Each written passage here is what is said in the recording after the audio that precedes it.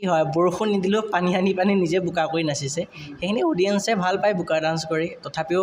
নিয়মখিনি মানি চলিলে ভাল হয় আৰু ভৱিষ্যত পূজা আহি আছে যিহেতু ফাৰ্ষ্ট মোক মিনিৰ পৰাই অসমবাসী ৰাইজে চিনি পাইছিলে এতিয়া মিনিৰ কাম হাতত ল'ম আৰু লাহে লাহে প্ৰিয় কণ্ঠশিল্পী বুলি ক'লে আচলতে ক'বলৈ দিগদাৰ হৈ যায় যিহেতু মই গান গাওঁ মই সকলোৰে গান শুনি ভাল পাওঁ আৰু সকলোকে ছাপোৰ্ট কৰোঁ তাতকৈ বেছিকৈ জুবিন দাৰ গান ভাল লাগে আৰু এসপ্তাহমানত 1 মিলিয়ন ভিউৱাৰ্ছ হৈছিলে আকৌ নেক্সট সপ্তাহত আকৌ 1 মিলিয়ন হৈছিলে তেনেকৈ বাঢ়ি গৈ এতিয়া 32 মিলিয়নমান হৈ আছে আমাৰ চেনেলৰ পৰা বহুতো জনপ্ৰিয় সংগীতেৰে অসমৰ ইমূৰৰ পৰা সিমূৰলৈ খলকনি সৃষ্টি কৰা এজন প্ৰতিষ্ঠিত কণ্ঠশিল্পী হৈছে ধন্তি দাস আৰু এই ধন্তি দাস আজি মহুৰামুখ চাৰিআলিত উপস্থিত হৈছে ইয়াৰ বিশেষ কাৰণ হৈছে যে মহুৰামুখ চাৰিআলিত এখন নৃত্য মডেলিং আৰু সংগীতৰ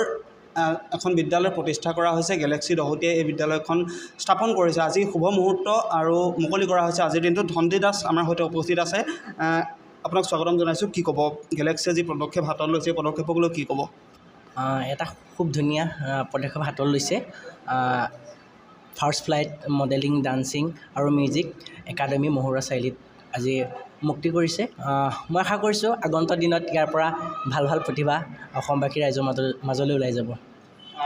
আপোনাৰ পৰা আৰু এটা কথা জানিব বিচাৰিম যিহেতু গেলেক্সি দহোটীয়ে আপোনাৰ এটা গীতত অভিনয় কৰিছিলে গেলেক্সিক লৈ আপুনি কি আশা কৰে তাইক ছোৱালীজনীক লৈ কি আশা কৰে তাই খুব ধুনীয়া ডান্স কৰে আৰু মডেল কৰে তাইৰ পৰা বহুত কিবাকিবি আশা কৰোঁ পাছলৈ এতিয়া আৰম্ভ কৰিছোঁ তাই পাছলৈ আৰু ভাল কাম কৰিব বুলি আশা ৰাখিছোঁ আৰু মোৰ ফালৰ পৰা তাইলৈ শুভেচ্ছা জনাইছোঁ একাডেমীখনক লৈ আৰু মই আশাবাদী ইয়াৰ পৰা ভাল আমি আগলৈ অভিনয় কৰাৰ ক্ষেত্ৰতে হওক মডেলিং ক্ষেত্ৰতে হওক বা মিউজিক লাইনতে হওক ভাল আমি কাম পাম বুলি আশা কৰিছোঁ এজন কণ্ঠশিল্পী হিচাপে ধন্তি দাসৰ ভৱিষ্যত পৰিকল্পনা কি হাতত লৈছে এবাৰ ভৱিষ্যত পূজা আহি আছে যিহেতু ফাৰ্ষ্ট মোক মিনিৰ পৰাই অসমবাসী ৰাইজে চিনি পাইছিলে এতিয়া মিনিৰ কাম হাতত ল'ম আৰু লাহে লাহে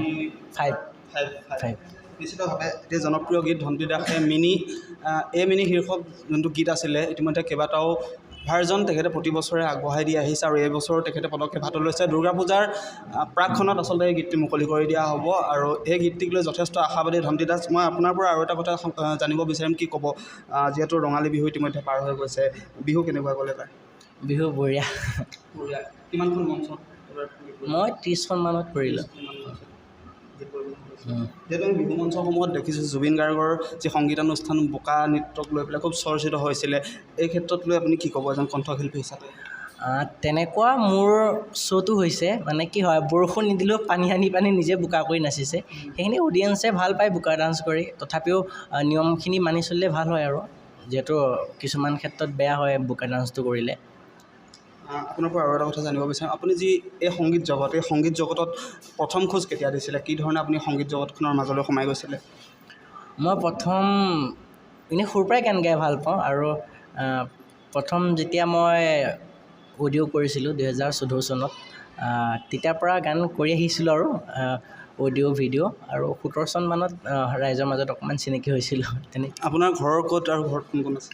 মোৰ অৰিজিনেল ঘৰ মাজুলী এতিয়া বৰ্তমান যোৰহাট পুলিবৰ আৰু ঘৰত মা দেউতা ককা আইতা দাদা নবৌ বা চব আপুনি কেৱল সংগীতৰ ক্ষেত্ৰতে জড়িত নে বা বেলেগ ব্যৱসায় বা কিবা আছে নেকি তেনেকুৱা নাই সংগীতৰ লগতে ব্যস্ত সংগীতৰ লগতে ব্যস্ত আছে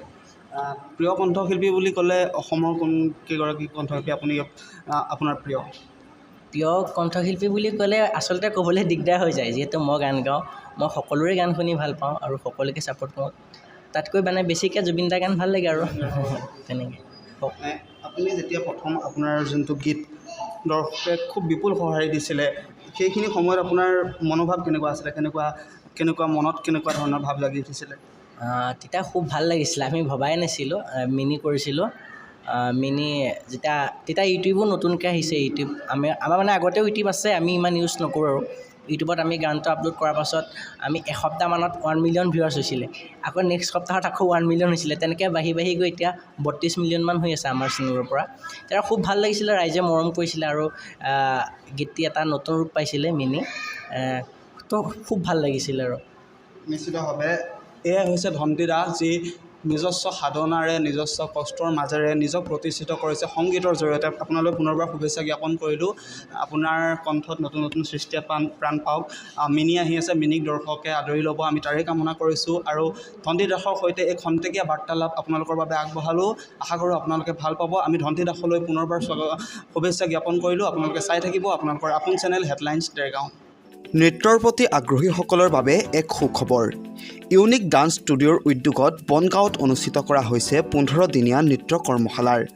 উদীয়মান নৃত্যশিল্পী প্ৰাৰ্থনা হাজৰিকা আৰু প্ৰীতি নাথৰ উদ্যোগত অহা 10 জুলাইৰ পৰা 25 জুলাইলৈকে অনুষ্ঠিত হ'বলগীয়া কৰ্মশালাত প্ৰশিক্ষক হিচাপে উপস্থিত থাকিব মুম্বাইৰ নিবাসী তথা বলিউডৰ জনপ্ৰিয় সহকাৰী নৃত্য পৰিচালক দেৱা লোহাৰ। এই কৰ্মশালাত hip hop, Bollywood, Tollywood, popping, jazz funk আদি বিভিন্ন ধৰণৰ নৃত্যৰ প্ৰশিক্ষণ দিয়া হ'ব। কৰ্মশালাৰ ভৰ্তি মাচুল হৈছে মাত্ৰ 1000 টকা। গতিকে পলম নকৰি আজিয়েই যোগাযোগ কৰক। যোগাযোগ নম্বৰ 8876195377 আৰু 7002126887। ঠিকনা বনগাঁও অৰ্থাৎ A1 প্লাজাৰ বিপৰীত দিশত।